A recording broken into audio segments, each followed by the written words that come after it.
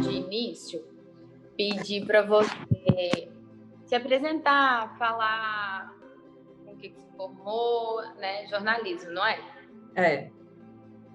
O que você formou em jornalismo, onde você formou, contar um pouquinho da sua trajetória para ter noção, e aí eu vou desenrolar o assunto falando sobre o que você faz hoje em dia, né? Que é viajar e focar nisso. Eu tenho 3 perguntinhas, são perguntas rápidas, que eu quero um vídeo mais rápido, mais dinâmico, sabe? E aí a gente vai conversando. O trabalho do blog, ele é muito gratificante para mim. Eu adoro falar de viagem, eu adoro viajar, eu gosto de viajar desde que eu me entendo como gente. As primeiras lembranças que eu tenho da minha vida é viajando com a minha família. As viagens, formatos de viagem completamente diferentes dos formatos de hoje. Na época era os 3 filhos dentro do carro, no banco de trás, viajando sem cinto, sem cadeirinha.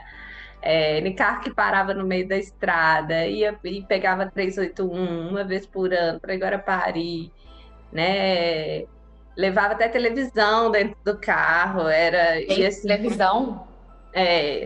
Era assim, a minha, eu não sei qual é a sua idade, a minha geração, nós belo-horizontinos, nós crescemos passando férias em Guarapari, né?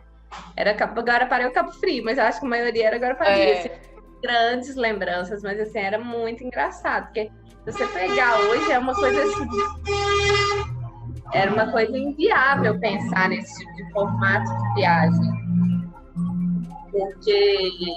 mas era a realidade de todos nós, assim, né? Viajar no banco de trás, sem cadeirinha, no porta-mala, e vai todo mundo ser feliz na praia. Né? Nós éramos filhos que enjoávamos muito, então eram os 3 filhos passando mal daqui a Guarapari. Então, assim, mas assim, éramos muito felizes. Tanto que eu costumo falar que se hoje eu gosto tanto de viajar, é resultado dessas histórias. Eu lembro que eu queria começar a arrumar a mala um mês antes. Toda vez que eu ia voltar, eu voltava chorando de Guarapari. Tem foto de eu chorando, eu ia embora da praia e tal. E até hoje, para mim, é um sentimento angustiante quando eu vou embora, principalmente quando são viagens que eu não tenho outra programada. Assim. Por exemplo, quando eu faço muitas viagens no final de semana para a praia, vou para o Rio e tal, aí tudo bem, você saiu daqui, correu ali, foi para a praia, fora do contexto, divertiu, voltou, no outro dia você vai trabalhar. Agora, quando é férias, quando é um lugar mais difícil de chegar, quando é uma viagem para o exterior, eu sempre volto com essa sensação de quando que vai... Saco, acabou. Tipo, existe aquela massa de viajar é bom, mas voltar para casa é melhor. Isso não existe para mim, definitivamente, assim. Eu não me canso, eu sempre quero mais com relação à viagem. Eu acho que é uma área que você precisa saber ser produto e saber vender o produto. Então, Exatamente. Você tem que ser os 2 juntos. É uma dificuldade, assim, eu tô formando agora, a gente não aprende sobre isso na faculdade. Então, é uma coisa que eu levanto muito no longo do meu TCC, que a gente não é ensinado. O que eu sei hoje de comercial, de saber vender e tudo mais, eu não tenho tanta aptidão.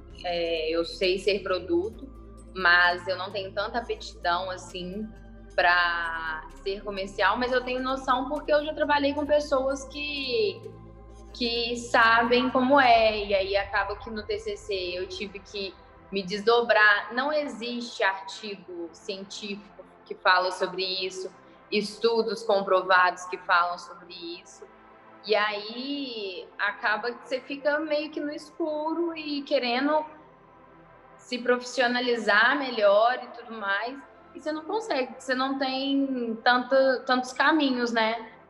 E como que é essa troca entre... Igual eu falei, eu não monetizo muito, no geral, e eu preciso ser remunerada por isso. Não é simplesmente uma troca de favores, entendeu? Então, as parcerias, elas são importantes, mas as pessoas precisam entender que isso tem um valor. Não é simplesmente ir divertir, entendeu?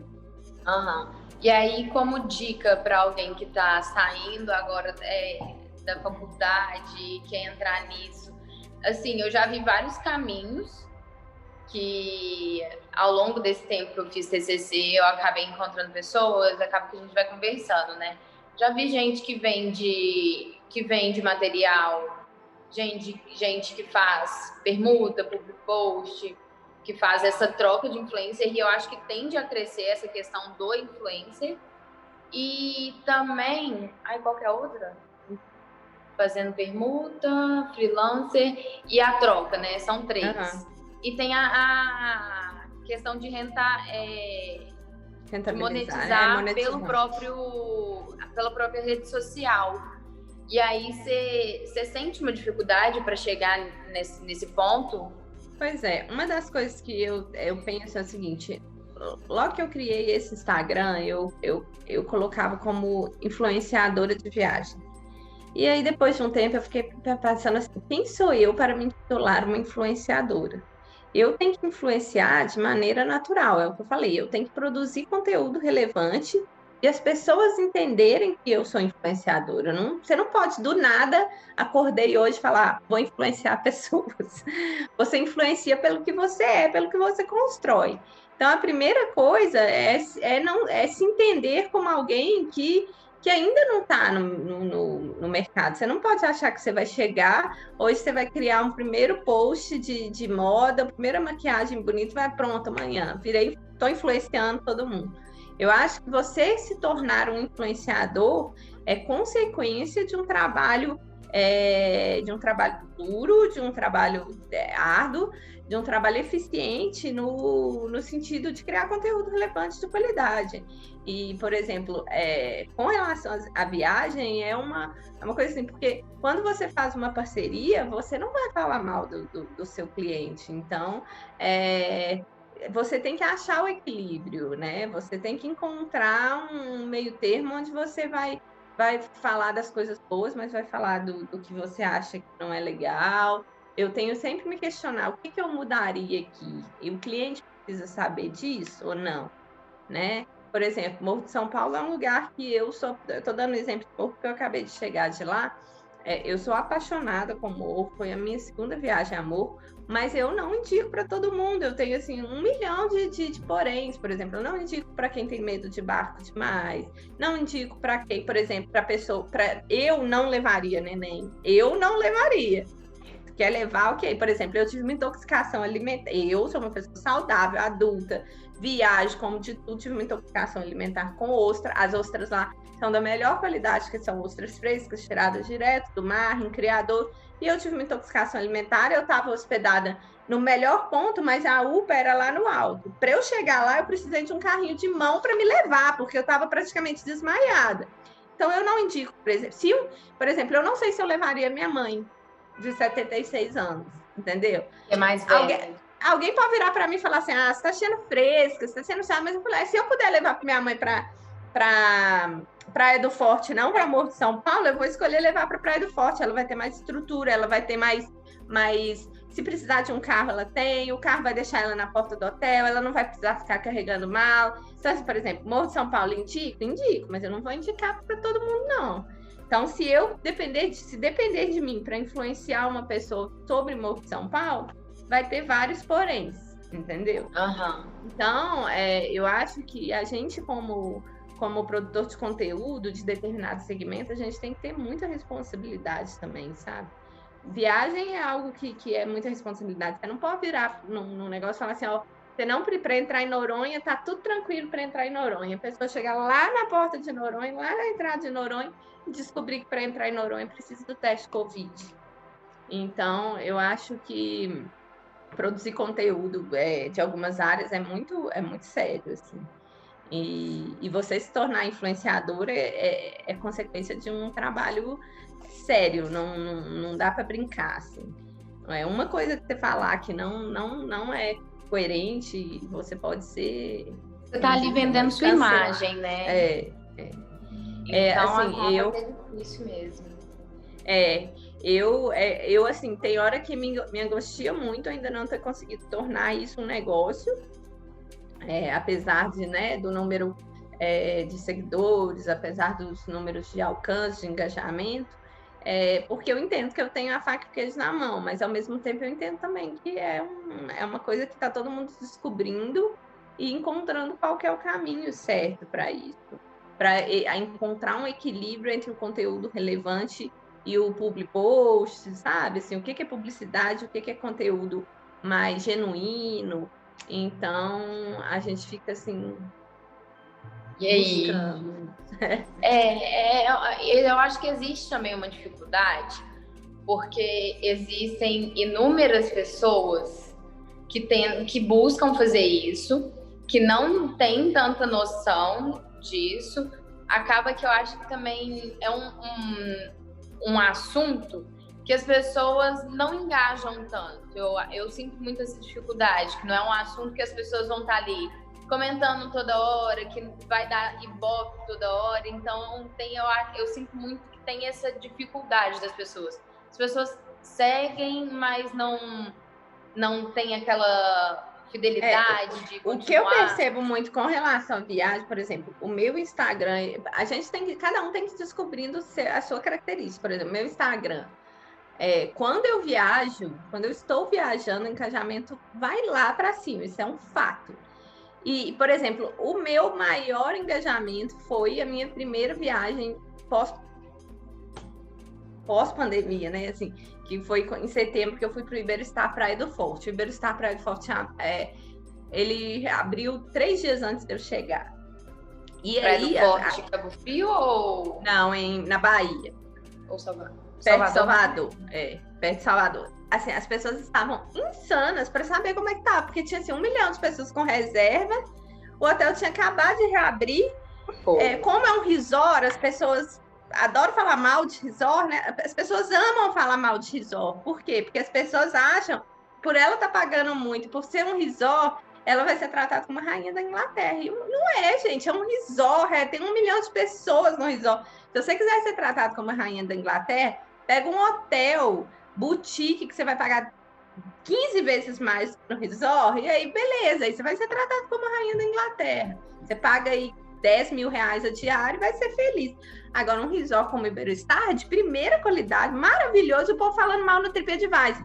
Aí o que acontece? A galera que estava com reserva surtou e começou a pesquisar por hashtag lá no Instagram e foi vendo, tem uma blogueira de viagem lá agora, acabou de reabrir, a blogueira tá lá, vão perguntar. Eu recebi, assim, umas 300 perguntas. E as pessoas queriam saber qual que é a marca da cerveja, qual que é a marca da vodka, qual é a marca do gin, tá tendo fila, protocolo de Covid, as piscinas estão funcionando, a sauna está funcionando. Eu falei, foi muito legal, foi muito legal. E aí teve uns dias depois, uma pessoa me mandou, nossa, obrigada pelas suas dicas, eu tava pensando em cancelar. E aí eu fui porque você falou para eu ir, e lá é ótimo. Porque o cara falou assim, estou pensando em cancelar, você acha que eu devo cancelar? Porque o pessoal tá reclamando muito nos TripAdvisor. Eu falei, cancelar? O que é isso? Faça a mala e vem. O resort é sensacional. A única coisa que eu não gostei foi a praia, falei lá e tal. Meu resort é sensacional, isso aqui é coisa de outro mundo, venha. Ao mesmo tempo, você tem que pensar assim, eu tenho que pensar que as expectativas são diferentes, né? Eu sou uma pessoa muito fácil de agradar. Eu sou uma pessoa que, eu para viajar, eu fico onde for, assim, eu já fiquei em cada hotel mais detonado que o outro. A única coisa que eu não vou é para hostel, não é? Pessoas mochileiras não vão gostar do meu Instagram, porque eu não vou para hostel. Eu vou para a praia. Não me chama para dividir quarto com gente que eu não conheço. Eu gosto de dormir quietinha no meu quarto. Então, assim, fora isso, eu vou para qualquer lugar. Se for para eu viajar, eu já fui para Lavras Novas, assim, sem dinheiro nenhum. Vamos para Lavras Novas. Fica no lugar mais barato que eu encontrei. Eu ficava olhando pro telhado, fazendo barulho. Eu falava, que bicho que tá passando em cima desse telhado. Mas eu vou também. Então, para mim, um resort na Bahia, Iberostar Bahia, considerado um dos melhores resorts do Brasil, não tem como não achar. Não tem o que reclamar, né? Eu fico pensando assim, quem vai reclamar? Mesmo a pessoa que tá acostumada à sofisticação, não tem. Eu falo assim, como é que a pessoa acha isso aqui ruim? Pode, claro, ter uma reclamação ou outra. Por exemplo, estava tendo muita fila para bebida. E eu falei, estava tendo fila para bebida e isso é um saco. Porque você fica com preguiça e você acaba consumindo menos. Aí você quer beber um pouco mais, você não consegue beber porque tem fila, aí você desiste da fila, aí você não bebe, você não fica alegre, não tiver tal. Então tem essas questões. Mas falar que é ruim, falar para a pessoa não ir, mas ao mesmo tempo isso é muito sério, porque você está influenciando outra pessoa, e você, ao influenciar outra pessoa, você tem que achar aí um equilíbrio, porque não pode ser só o seu olhar, né? É igual eu falei para Amor, já pensou, se uma pessoa me falar assim, nossa, estou pensando em ir para Amor, é legal, você acha que eu vou? Falar assim, peraí, vamos lá. Você tem filho, que idade, quem que vai, tem dificuldade de mobilidade, pessoa mais velha enjoa em barco, por exemplo, eu sou tranquilo com barco, mas quando eu fui, eu tomei Dramin. A primeira vez, porque eu li muito sobre o barco, enjoava demais, então eu tomei Dramin. Dessa vez, por causa de horário de voo, eu não fui no barco, eu fui no semi-terrestre. Se alguém virar para mim e falar assim, qual você prefere? Eu vou falar, o barco. Não, o barco vai direto, você saiu do piso, chegou lá e morreu, acabou, resolveu. Mas se alguém virar para mim e falar assim, nossa, eu me enjoo só de olhar para o mar, eu vou falar, vai de semi-terrestre. Então, assim, são particularidades que a gente, ao influenciar o outro, tem que pensar, assim, né? Tem que ter um certo cuidado, assim. E, tipo assim, como é que foi durante a pandemia? Porque acaba que você tem que cancelar tudo. E aí, por exemplo, eu tinha...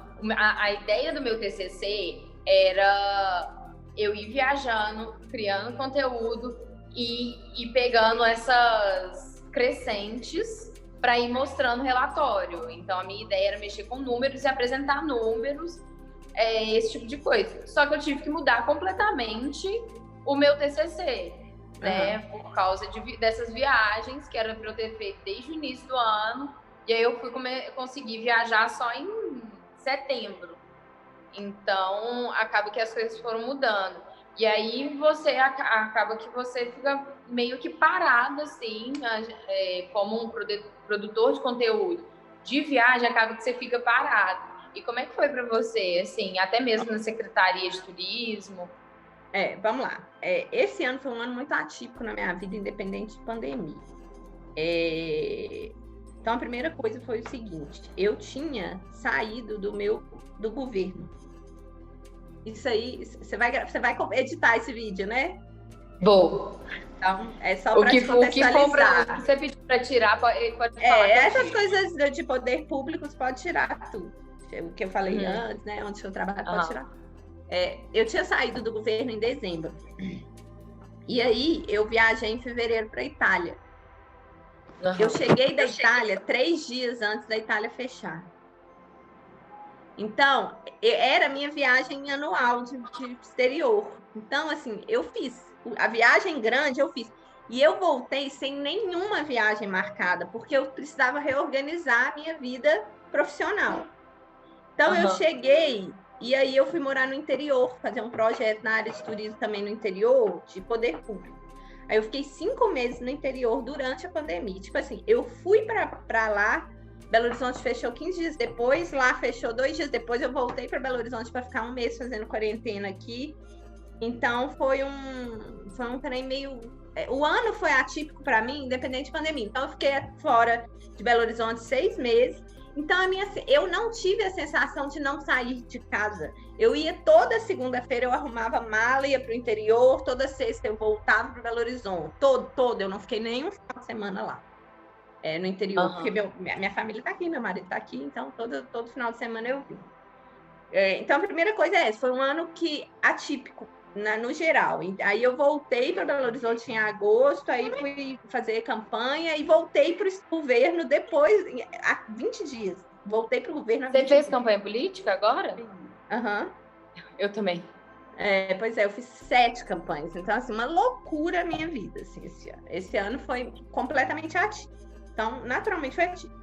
Com relação à viagem, foi o que aconteceu. Eu já tinha essa viagem para a Itália, que é a minha viagem internacional anual, geralmente uma por ano. Então, eu fiz minha viagem em fevereiro, voltei e fechou tudo.